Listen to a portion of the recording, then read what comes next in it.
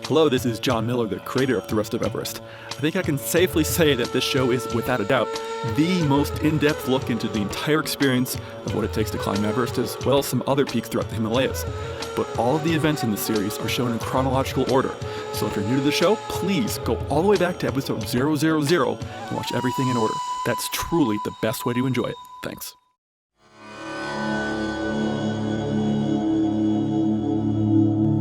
This is the Rest of Everest video podcast, an almost unabridged expedition experience. Episode 192, Jenga. Hey you. Hello again, everyone. Welcome back to the Rest of Everest. I'm Jon Miller. Joined with me on the Season 6 expedition to Broad Peak and K2 is Brian Block, of course. How you doing, Brian? Great. Glad to be here. So it's been a long time since we've produced an episode. Really, the only explanation is we've just been too busy. So I apologize.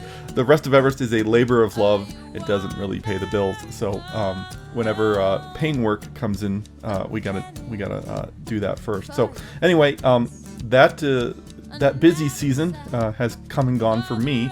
So we're gonna get back to these regular release episodes. So we're gonna rejoin this expedition. Last week we had an not a rescue, but had the helicopter come in to pick up some people. So we're going to rejoin the time in base camp now and kind of see what else is going on. So let's get back up to base camp. Here we go. So, when you are of a social nature and you have alcohol at base camp, this is what you get. And you have alcohol at base camp, I like it. It's hard to import, really. My goodness, that's a lot of people, Brian. So that's everyone. That's not just your team. That's everyone from the region.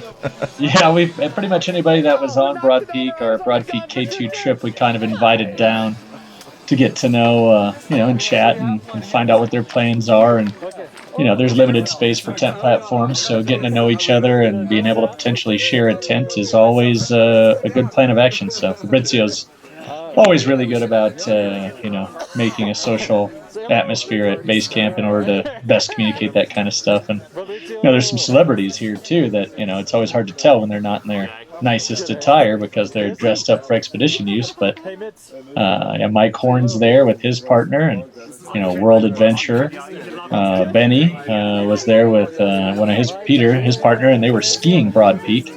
And then of course we just had some relatively new 8,000 meter climbers because Broad Peak's kind of moderate in that capacity, and then the rest of our team. And so it's a great opportunity to get together.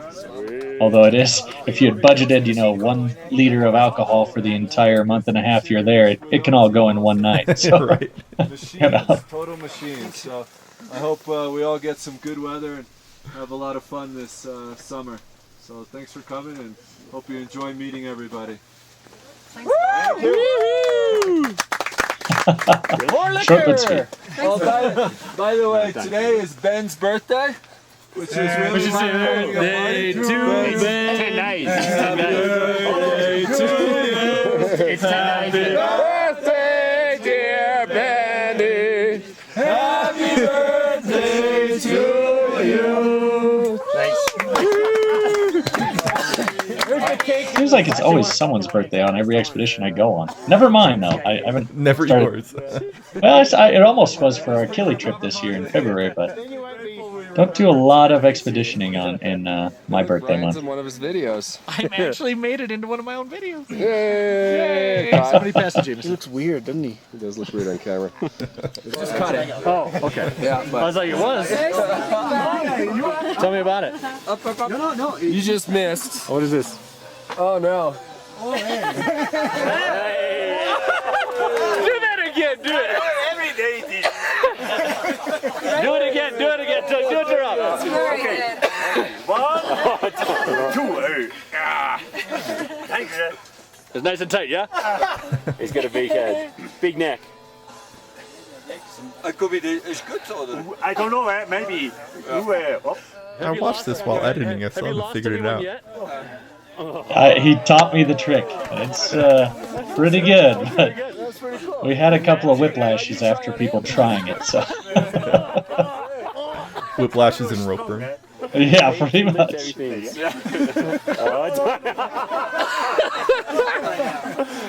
it on the birthday boy. I'm birthday boy. Birthday boy. No, thank you. 1, 2. Don't pull too hard. I think. Don't pull too hard. You've already killed him. No, he says no. No. No, wait. Enough. Enough.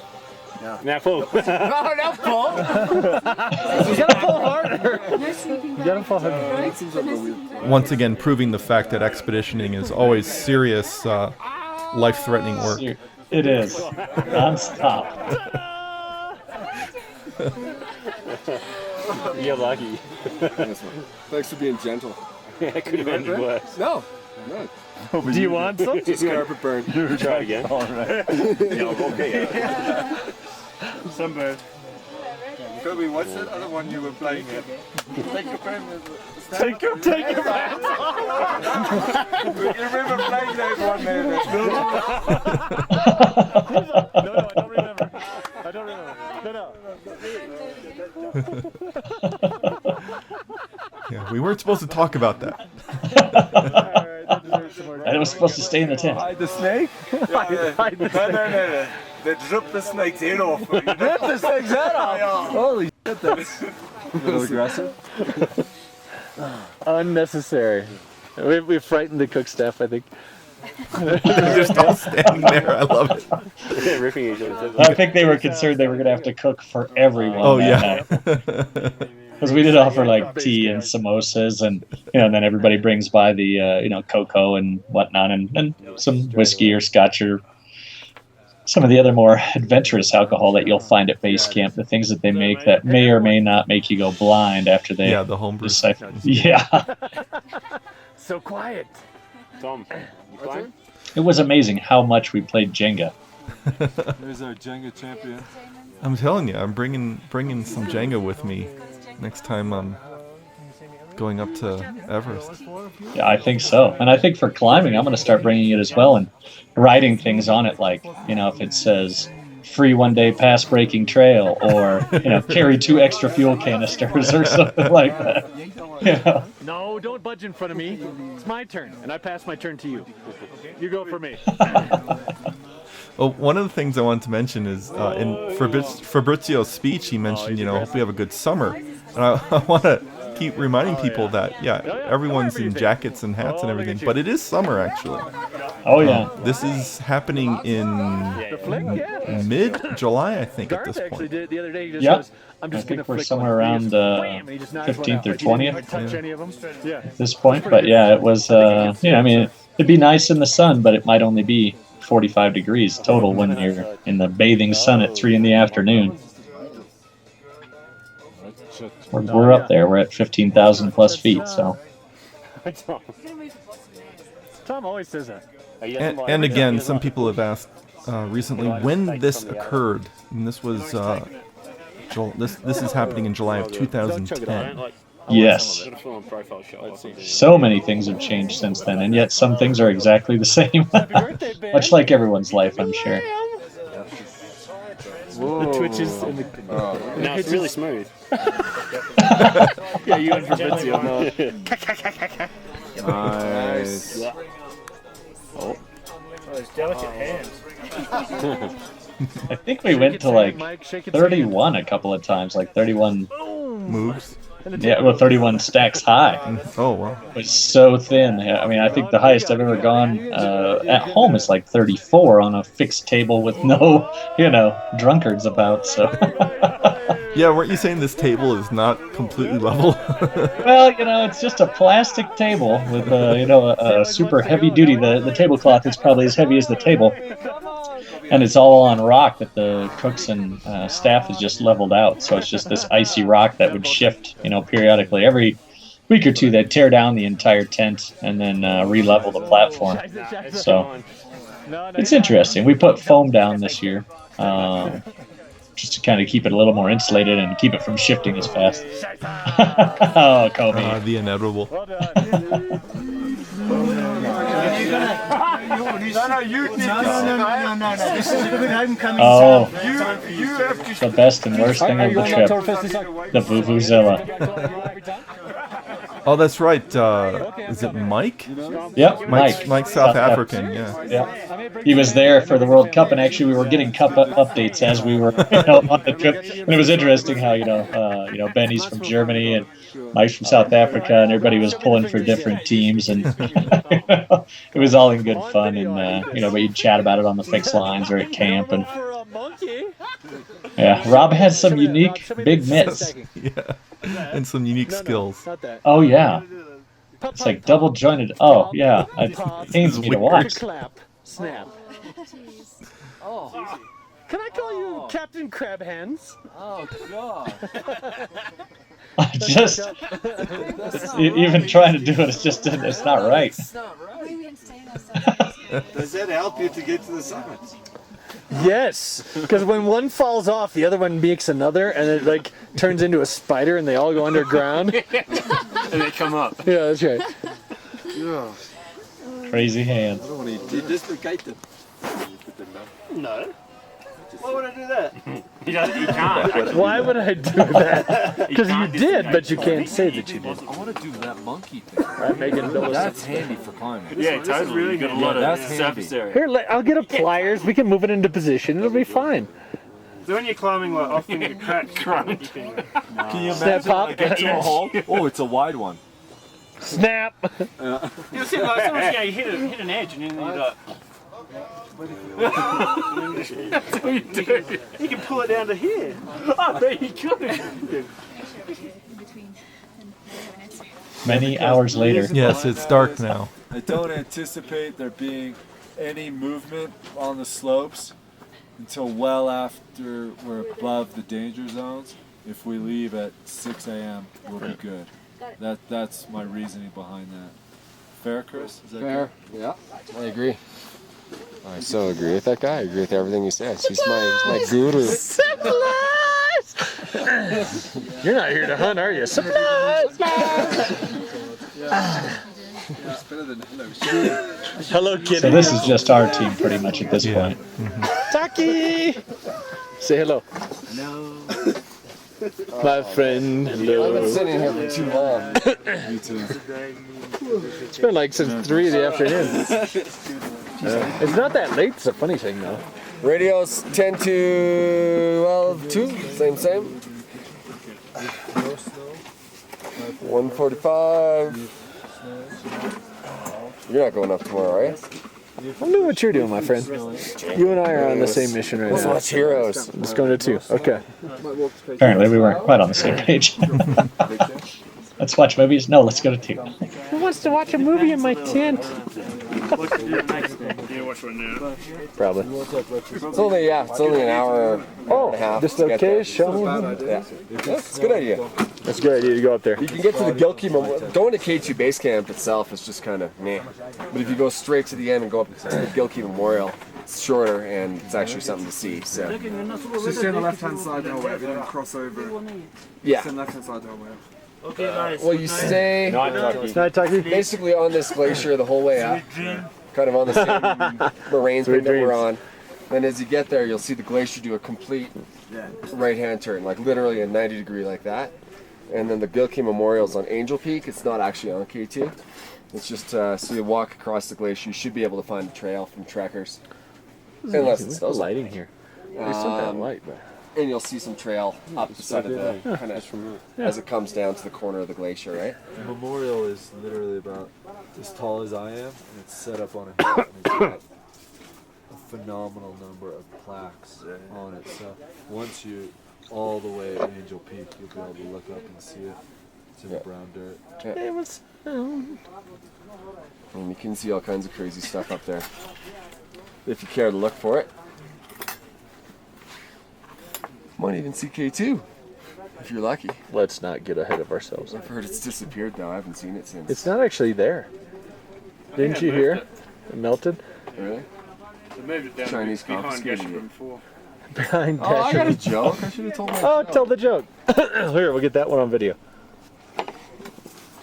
Okay, I'll do a shorter version. Not tell the long version, come on. Okay, so a duck walks into a bar. Oh, I love the duck ones. Can I have a beer? Right, and the bartender looks down. He's like, "You're a duck, yeah?" He goes, "Yeah." problem with that? He goes, yeah, we don't serve duck. Get out. Okay, fine. Cute. Walks out. Next day, the duck walks in with a hat on. Okay. Can I have a beer? No, you're that same duck. I'm f***ing serious. Get the f*** out of here. If you come back here one more time, I'm gonna nail your beak to the f***ing floor. Fine. Next day, the thing comes in with a different hat, but like a jacket on, right? Marmot, precip jacket. Comes in. With Angel Wing movie. Yeah. Comes on in. Got a beer? Oh, no, sorry. Duck walks in with his precip jacket and his marmot beanie on and his Jubal glasses. Got any nails? No. Got a beer? Because you can't nail it. Can't nail it. Yeah, I got it. All right. That's good. That's one I just had. I forgot. Yeah. But well done. Yes. I like the drum roll, Dan. This is why I try not to tell too many jokes, because they're always anticlimactic. That was a good one. I thought it was Yeah, good. you like that? I could have tried harder. It's better than the pirate one. Part of the route to Camp 1. There's my team. This is looking back down the valley into that cloud set that was coming up. We were supposed to have 2 or 3 good days of weather, but there's no guarantees in the Karakoram, that's for sure. And I'm not sure if this is the next morning or a couple days later. I think it's a couple days later because we actually had some unexpected snow come in. It was snowing kind of lightly, but the Avi conditions up high were snow over the next 2 days. pretty touch and go. So hopefully that doesn't come in too fast. Looking up at the route. There's Camp 1 right up there.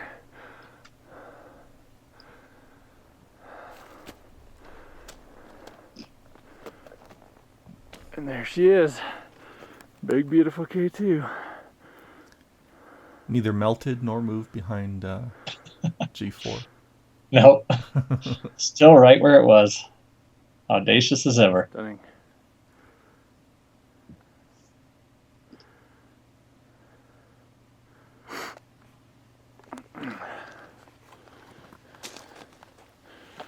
Except for the earthquake, apparently.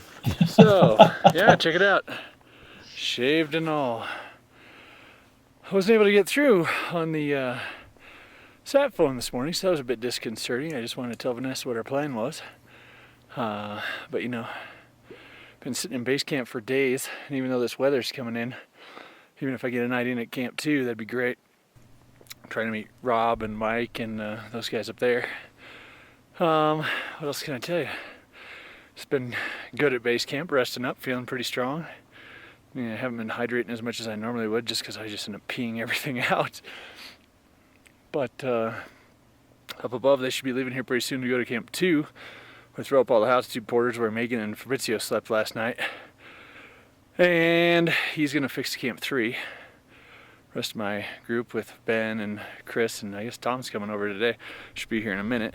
I'm just going to let them lead because I go too fast when I just get in front. I don't know why. I just put my head down. Don't think about it. I don't want to blow up. So I'm going to take my time today. Get up there nice and easy. Snow conditions should be pretty good.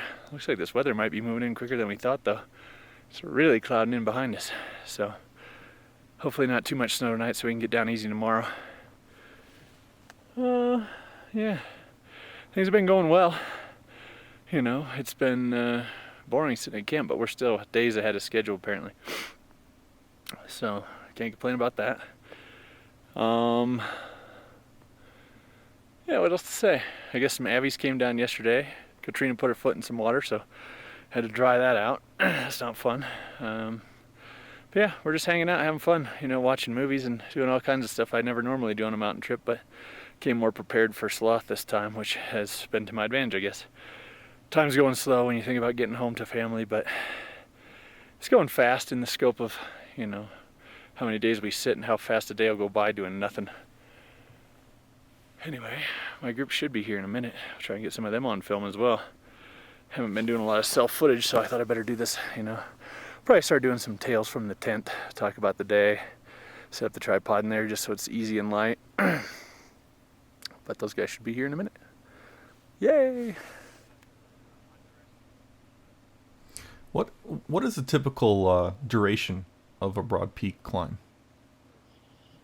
Oh, it varies. I'd say anywhere from 3 to 6 weeks. Most people are going to take 10 days to get into camp, and then you get a couple of days, before you even set off while you're in Islamabad, circling your horses and getting everything in order.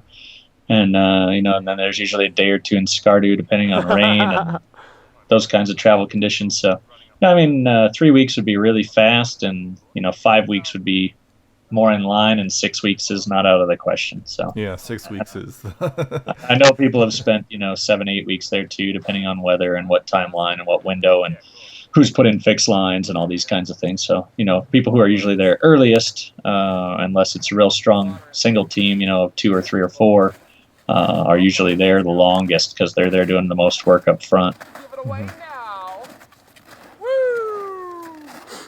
Boys? Hey, morning. Sorry, I thought you were right behind me. I kept talking to you. I thought I heard you said, It was my bag going, like squeaking. And I was like, because I was fixing the third flag, and I was like, here, grab that rock way. And I was like, He just disappeared. where the are you guys at? I was like, oh, something must have happened. And then I was like, and I saw you guys coming around the corner. Yeah, I think it's coming in already, dude. Sweet. I know Brian Cash stuff at signs of one. Come hypoxia. down. Heavy headed our way. Chris and I both heard it. How does it feel, calm before the storm? I don't know. It sounds like it's big.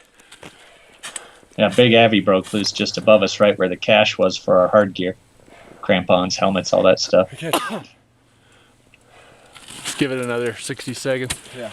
Yeah, so you're waiting for it to catch up with you guys. The plume. Basically, we're hiding behind this big rock in the expectation that if it's not more than 24 feet deep, like we've seen on K2, it'll just plow right over us. And, too. we'll be fine, hopefully. But your heart really beats in your throat there.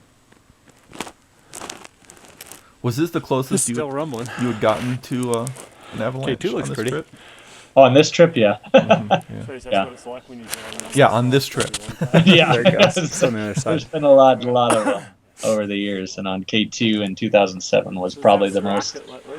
Yeah. Yeah. Are the Sherpas right behind us? I heard you yell something. 100 meters, yeah. Okay. I heard you yell and I couldn't see.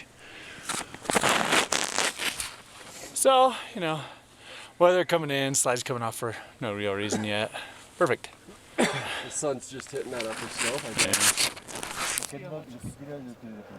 So obviously you didn't get swept away because this is up at Camp 1. Camp yeah, 1. We put the hustle on. I think we made it to Camp 1 in an hour and a half, something like that, which is moving pretty quick.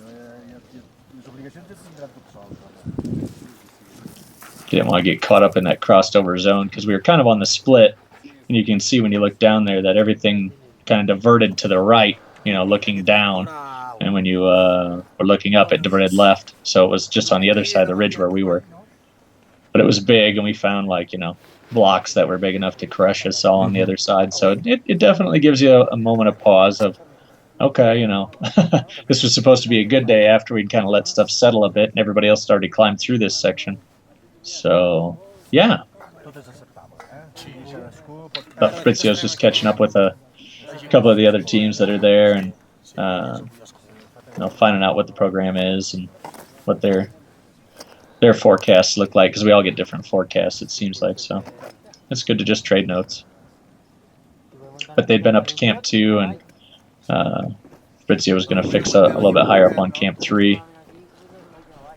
But with this weather coming in, we decided it was time to turn it around. We decided to stay the night at 1. Very exciting footage, guys. Okay. Okay. Now that we've come up and down through this section a couple of times, we've cleared off some of those rocks that you saw in the earlier videos where you shift the rope and 3 rocks cut loose. And, oh, yeah, that's right. Yeah. So, just the passage of people kind of packing out the trail a little bit and snow melting out a little bit, it kind of solidified stuff. That's looking up at the route, and you can see up on the left side, there's some climbers coming down from Camp 2. It's always amazing how, it's like foreshortened, so it doesn't seem very steep, but when you're up there standing in a trough, it looks like a long ways down. Bounce right past Camp 1 and go all the way to base camp. Yeah, just keep going. Yeah. The express route. Exactly. but beautiful area.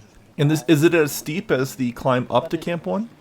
Because the climb up to Camp 1 is notoriously very steep. Yeah, there's another section when you go around. Basically, this section you kind of Z-ing back and forth. The Marmot view of Camp 1. There you go. Cool little pinnacle. Here's the weather that's supposed to be coming in. We're supposed to be getting 6 centimeters tonight, 8 in the morning, 9 in the afternoon, 15 tomorrow night, and like another, it's supposed to be anyway like 50 centimeters of snow, or divide by 3, 14 inches of snow pretty much. So lots of snow for a day and a half. Which one's a good one? Farthest one out. All right, so another look at base camp there, and again, the plan here was to head up to at least Camp 2, right? Oh yeah. But as you just mentioned, because of the weather and the snow, you guys decided to spend the night at Camp 1 and return to base camp. Yeah, we ended up getting some snow that night, as I recall. It's been 3 years now, but it's amazing how vivid those memories can be. But we got some pretty good snow that night, and ended up having to kind of dig out camp. And then, of course, going higher is not usually a good idea. Sometimes sitting still is even better than anything, just depending on what's below you. But we figured if we were going to kick anything off, it'd kick off, below us and kind of scour the area, and that's not always a bad thing either. As long as it leaves the fixed lines exposed, because otherwise that's a lot of work to reset those, much less to, untrench them from the snow that gets packed in around them just on the way up and down. So. Sure. So next week's episode, we're going to go back down to base camp for the first half of the episode. We'll be climbing the second half of the episode. But the first half is, again, a lot of time is spent at base camp. Just how do you entertain yourselves? And so there's going to be a little bit more drinking. and there can't be much more. The alcohol's almost gone. Almost all gone. But then there's going to be some dancing. So we're going to entertain ourselves with that. And then we're going to get back on the mountain and head back up for the second half of the episode. So, hey, Brian, thanks so much. Great to be back in the saddle here. Yeah, fun. And looking forward to making our way through the rest of this footage on Broad Peak, and then getting into all the K2 footage. So, yeah. All right, so we're back in the regular release schedule. So we will see you guys next week. So thanks a lot, Brian, and thanks, John. We'll see you guys. Bye. Bye. The Rest of Everest has been watched millions and millions of times all over the world since 2006, and it's all been free, but it's not free for me. If you're a fan, then let me know. You can like The Rest of Everest on Facebook, write a review on iTunes, subscribe on YouTube, or even help me pay the bills with a financial donation. It doesn't take much, and quite literally, your donations make this show possible. They honestly pay for everything. You can make a one-time donation or set up a monthly contribution through my website. Help me out, and I'll give you a download of our film Everest, The Other Side, as well as some other goodies. Thanks as always to our announcer Marlon May from marlonmay.com, and to Wendy Wu for providing the show's theme song. Find her on iTunes or at wendywoo.com. Thank you for watching The Rest of Everest. For more information about the show and upcoming expeditions, be sure to visit therestofeverest.com.